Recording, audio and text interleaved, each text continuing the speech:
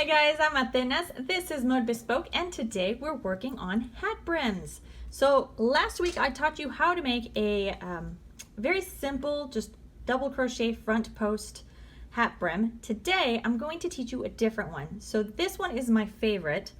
This one is a Tunisian knit one. So I'm going to teach you how to make that today. So I'm just going to get the rest of my supplies and let's get started.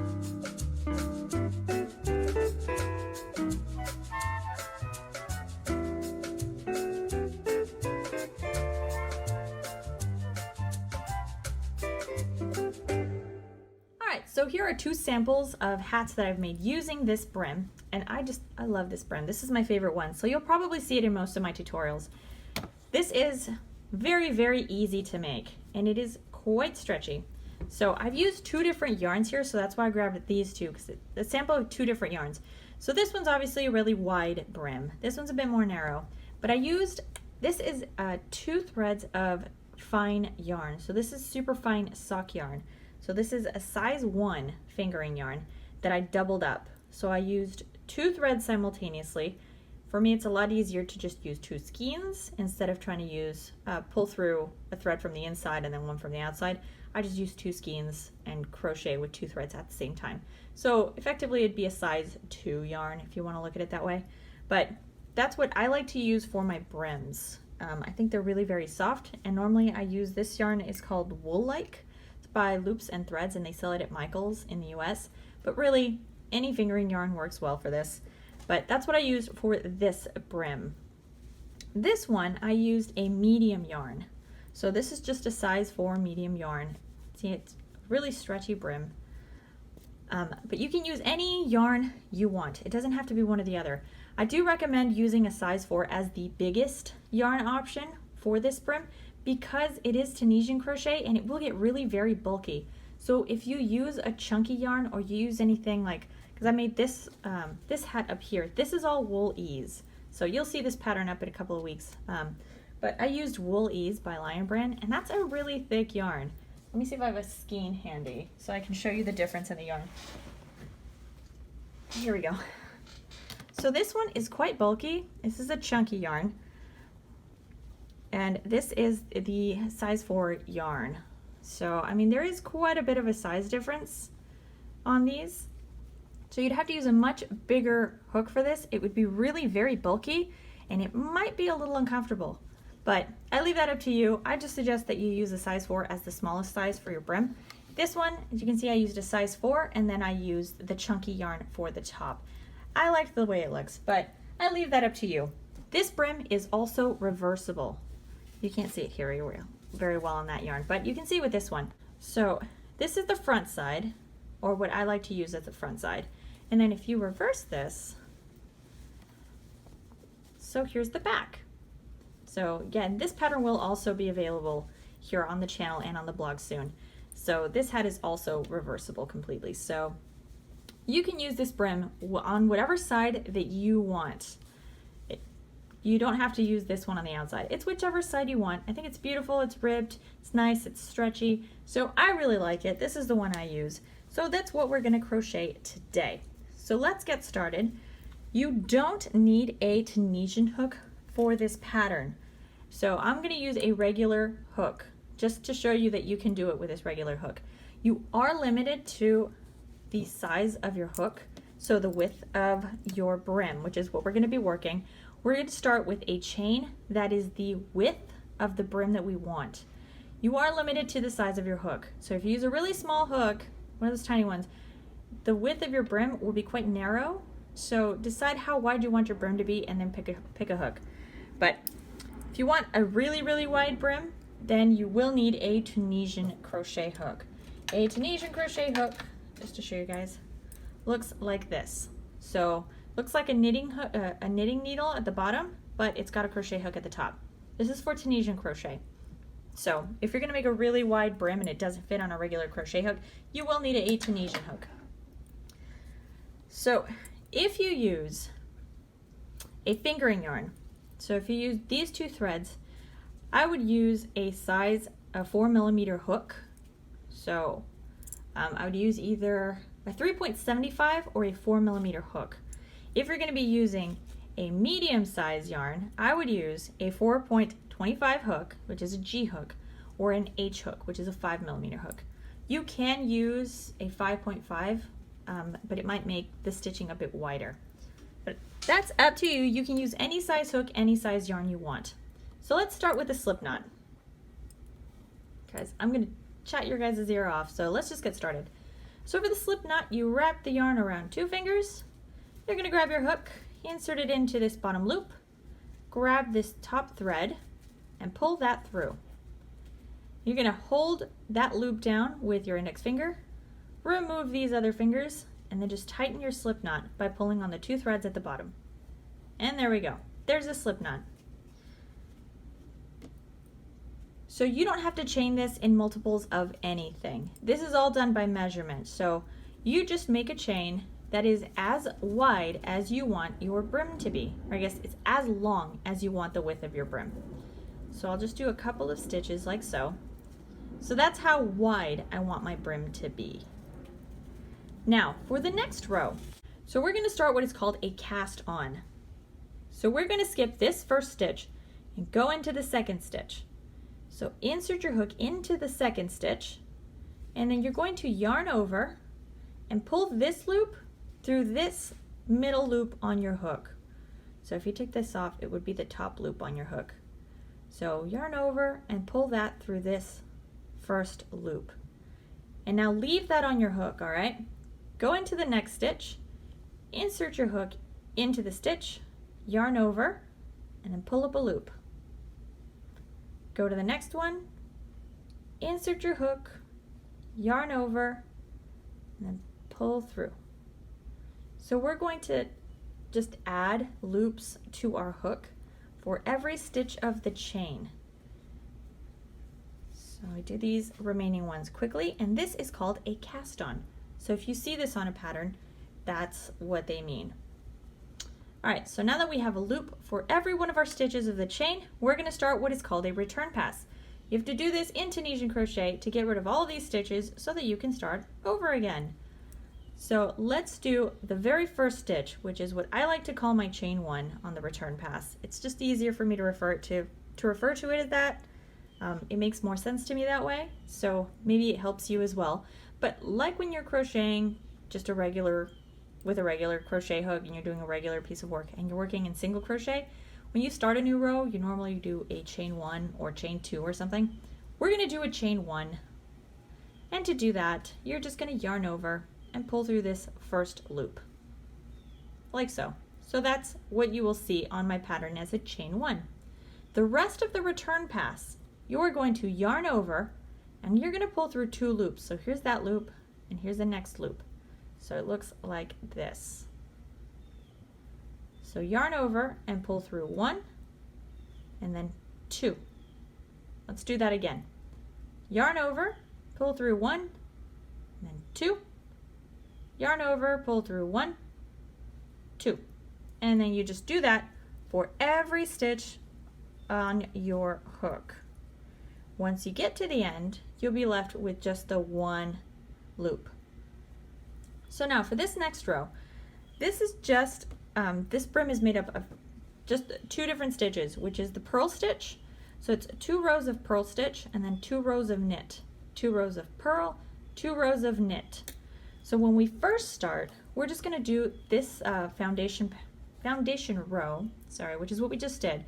You cast on and you did your first return pass, and now you have a foundation row. Now for the next row, we're going to do 2 rows of purl stitch. To crochet the purl stitch, we're going to first skip this very first stitch. We're not going to use it at all. You already have this stitch, it's right here. So we're going to go into this next stitch. So if you look closely, you're going to see all these little vertical lines. So there's this one, there's this one, there's this one. These are all your stitches. They're made up of 2 threads. You have a loop up here in the front, and then you have one in the back. So if you look at it on the side, it would look like this. Front loop and back loop. We're going to work in the front loop. So it's the top one. You're not going to go all the way through to the back. Not in a purl stitch at least. We will on the knit, but not here. So for the purl stitch, you're going to do what is called a reverse yarn over. So when you yarn over, normally you just wrap the yarn around your hook and it kind of goes through the back. In a reverse yarn over, you're going to do the opposite. So you're going to loop your yarn in front of your hook. So reverse yarn over. Let's do it together. There we go. Hold it down with your index finger. Now we're going to go into that second stitch. So skip this first one, go into the second one. Insert your hook right behind that top loop, and then you're going to release the yarn you're holding with your index finger.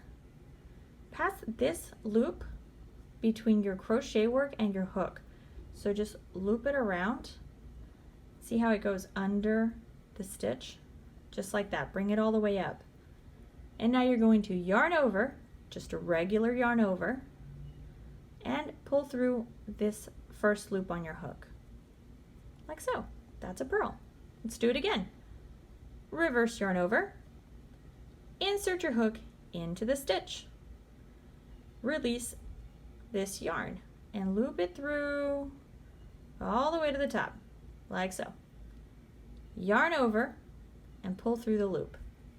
There's a purl. Again, reverse yarn over, insert your hook into the stitch, release your yarn and loop it through.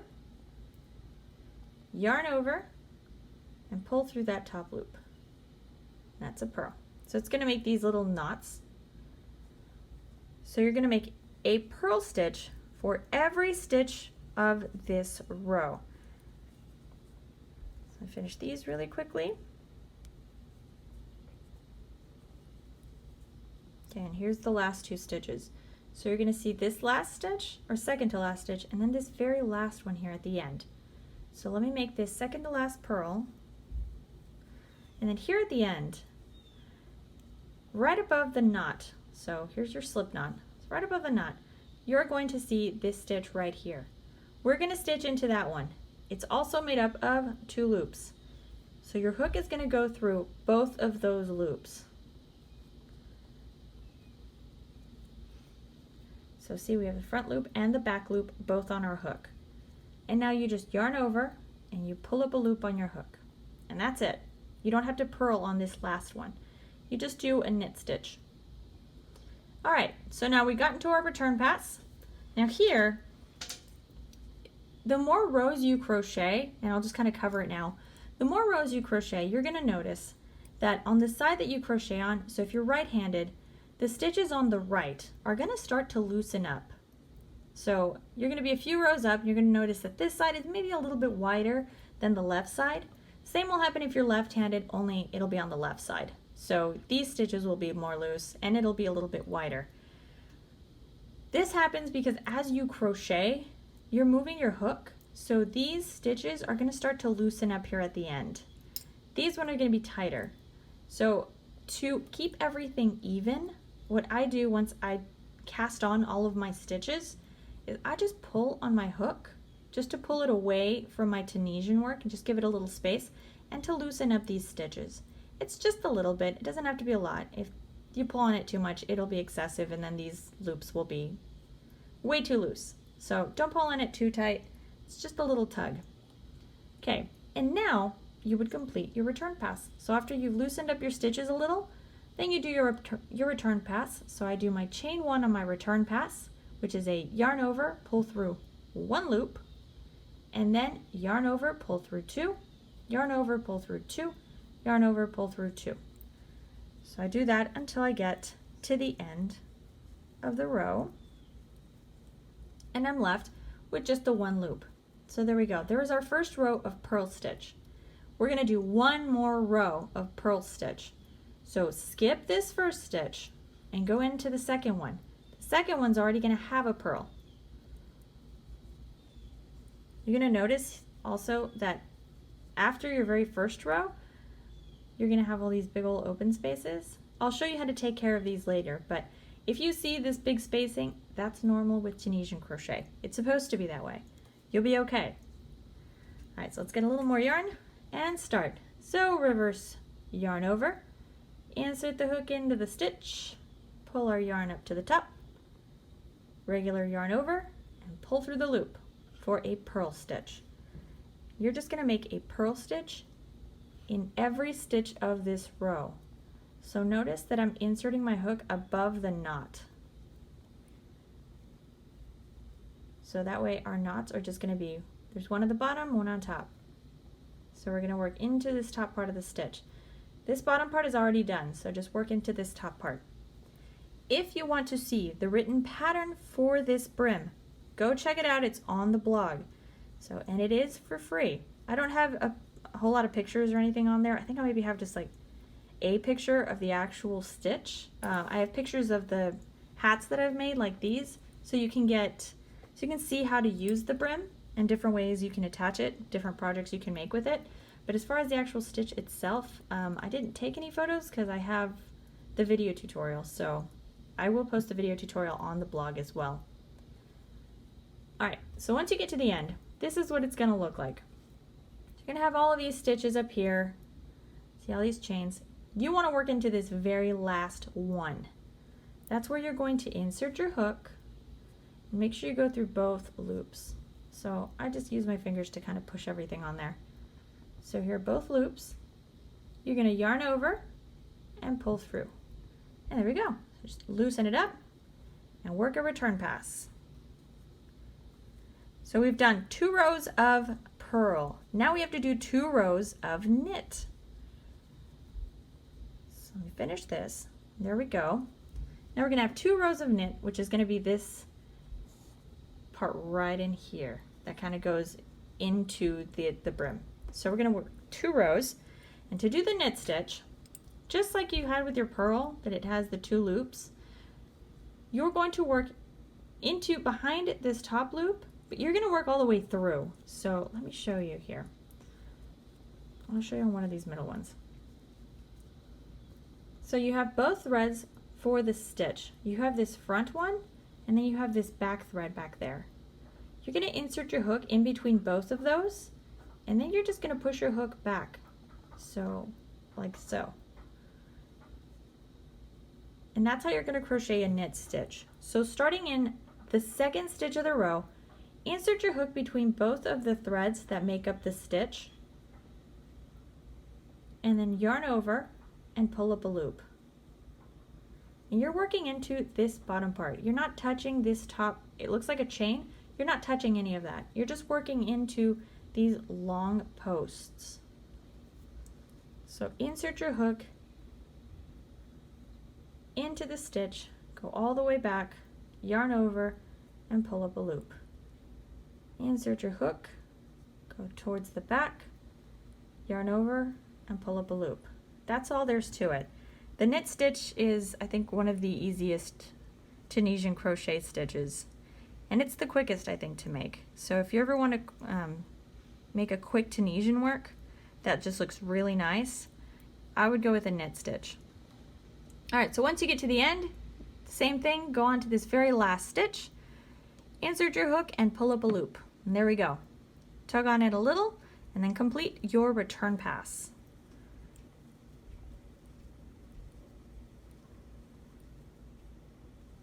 Go. And there's our first row of knit. The next row, we're going to work another row of knit stitch. So here's the stitch. Skip this first one, go into this next stitch, insert your hook, go all the way to the back, yarn over, and pull up a loop. And do this for every stitch of your row. So I'll work this one really quickly. If you do need to review, pause the video, go back to the beginning of the knit row, and then just practice a few times until you get the hang of the stitch. And then we do our return pass.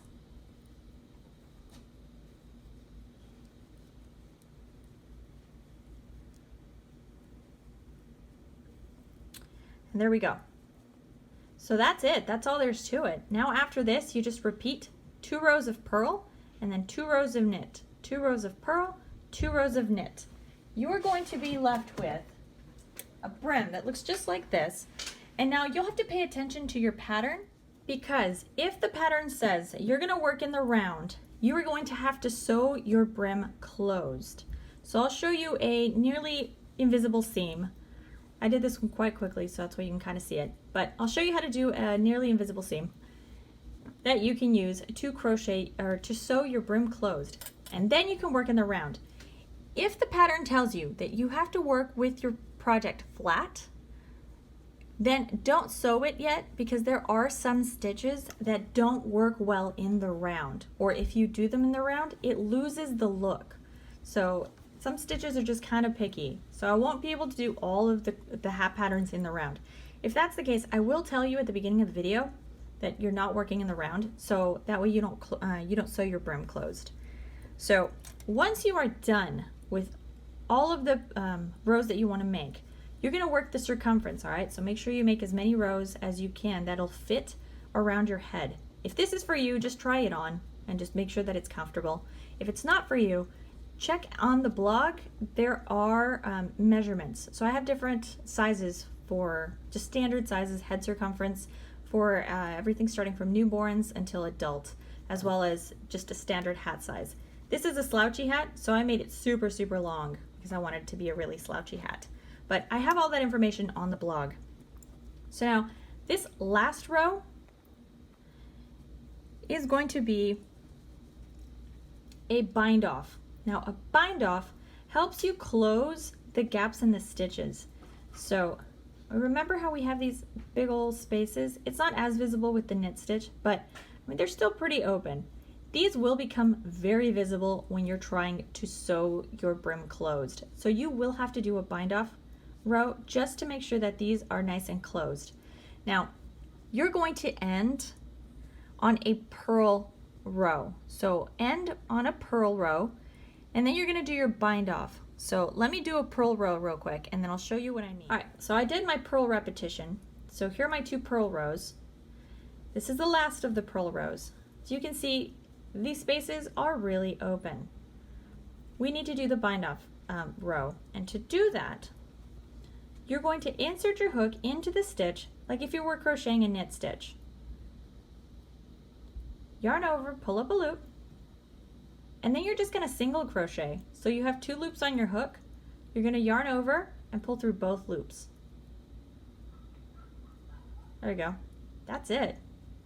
Go into the next stitch, and you're going to insert your hook, yarn over, pull up a loop, and then close your stitch. So yarn over and pull through both loops. Insert your hook, yarn over, pull up a loop, and yarn over, pull through 2. And you're going to do this for every stitch of the row. So just single crochet, single crochet, single crochet, and I'll show you here what happens. So it will close your stitching like that, and you won't be left with those big gaps anymore. So that's what a bind off row does. So anytime you do a Tunisian crochet project, depending on the project, because I did a video for a scarf, so it was a white scarf, I think a couple of weeks ago I posted it, I'm not sure, and I didn't do a bind off row. That's because you didn't need one necessarily with that particular stitch. So you were going to end in a row of knit stitch, and the way that the stitching was done, it wasn't going to be as, it wasn't going to be visible. But with our brim, it is highly visible because we need to sew it closed. So, I mean, at some point you will have to sew it shut, whether it's at the beginning of the project because you're working in the round, or at the end, you will have to sew this shut. So you want to make this as easy as you can for yourself so that you have an invisible seam. Anyway, once you have completed that bind off row, you're ready to sew. So you're going to do chain 1 and tighten that up because it'll make a nice little knot down here. And you're going to cut a nice long thread. If you're sewing in the round, all right? If you are just going to, if you're going to lay it flat and work with the brim flat, then cut a small tail end. I don't know, give it a couple of inches, or like 10 centimeters or something. Make it about this long. Cut a nice small tail, and then you can pull your hook out, pull the yarn along with it, and you're going to be left with something that looks like this. If you're sewing, leave a really long tail because you're using this same yarn to sew your brim closed. So leave a nice long tail and then just pull it out. It'll also look something like this, only longer. So do that, and you're going to be left with, I grabbed a brim, but I got the wrong one. Okay, I found it. It was at the bottom of my sample bucket, of course. All right, so here's my little sample brim. Once you completed your brim, you've done your, what is it called? Your bind off row. Weave in your ends if you're just going to work it in the flat. If you're not working in the flat, weave in the one end you're going to have. So you're going to have this one. Weave that in and then leave this long yarn because we're going to sew with it. If you don't know how to weave in ends, check up here. I'm posting a video up there so that you can learn how to weave in ends. So if you know how, then just do it. And you're going to have something that looks like this, only it's going to have a really long thread. I'm going to use just some extra yarn that's going to be highly visible so you can see what I'm doing. So I'm going to use this white yarn. You're going to have this big old long tail end of yarn that is in the same color as your brim. You're going to need a yarn or tapestry needle, whichever one you want. If you don't own a yarn or tapestry needle, look in the description box below. There is a link on there for, it's an Amazon affiliate link that you can use to purchase a set of yarn or tapestry needles. They have them in tons of different sizes. So just make sure that you have one that your yarn fits through. This one's all bent, poor thing, I use it a lot. And make sure that it's a small one. So don't use a yarn needle that's super big. Let me show you what one of these would look like. So don't use a giant yarn needle like this for something this small. You won't be able to hide your yarn as well. Use a smaller one. Okay, so you're gonna have your yarn. You've already looped it through. This is attached here, so you shouldn't have to make a knot. If you do, just make a knot, not a big deal. So you're going to fold your brim so that the narrow edges meet. And now, if your yarn is attached on this side, this is where you're going to start sewing. So just start on whatever side it is that your yarn is attached to. You're going to look for your stitching, and instead of using these stitches like you would when you crochet, you're going to use right behind it. So, like so. That's going to be the stitch you're going to use. Not this top one, the one right behind it. You're going to do this on both sides. So starting with one side, you're just going to give it a quick stitch. So give it maybe 2 or 3 stitches, because it's going to be the bottom part of your brim, which is where your head's going to be. So you want this to be sewn shut really well so that you can put your hat on without being afraid of it popping open. So give it 2 or 3 stitches and we're ready to start sewing. So we're going to work on each side, one side and then the other. So you're not going to sew it shut like this like you normally do with just a sewing project. You have to try to sew it on one side and then the other to create an invisible seam. So you're going to find your stitch. And right where your yarn, your last stitch was, so this is where our yarn came out, we're going to insert our hook, or not our hook, this is a needle. You're going to insert your needle and you're going to pull it up on the other side of your stitch. And then you're just going to sew that. Oh, my yarn's getting stuck. There we go. Now you're going to go to the other side, and where your yarn comes out, that is the same stitch you're going to insert your needle into, and then just go through the stitch.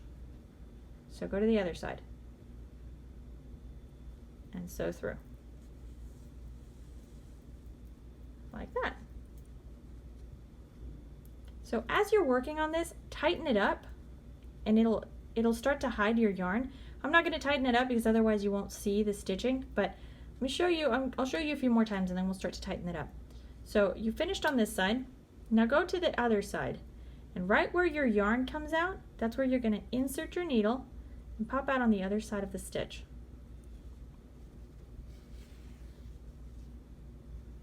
And then go back and do this on the other side.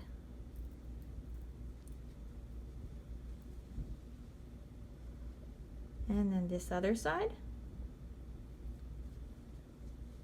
And then just keep going until you've worked all your way across to the other side of the brim.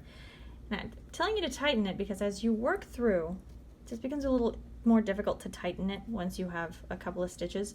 But you'll notice that your stitching goes away. The only one you'll see, and you won't even really see because it's the same color yarn, mine's just white so that it's highly visible, but you won't even see this stitch. But it'll hide your stitching and just kind of pull everything shut and pull it all together. So since you finished, I didn't finish my sample right after a purl stitch. I just kind of finished it wherever it was I ran out of yarn. So you will have your 2 purl stitches here. So what this will do is just look like this.